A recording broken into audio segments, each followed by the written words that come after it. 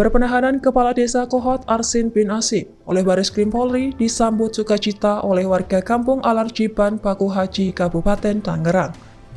Sebagai bentuk perayaan, warga menggelar pesta kembang api dan cukur botak massal. Puluhan warga mengenakan kaos putih bergambar Arsin yang memakai baju tahanan. Terlihat warga secara bergantian mencukur rambut mereka sebagai simbol rasa syukur atas penahanan Arsin. Ketua Aliansi Masyarakat Anti Kezoliman bernama Oman mengatakan aksi ini sudah direncanakan sejak awal.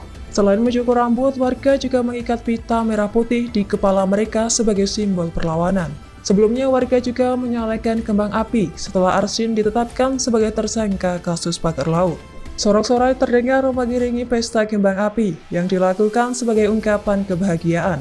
Sementara itu, Ketua Laskar Jiban bernama Aman. Download Tribun X sekarang, menghadirkan lokal menjadi Indonesia.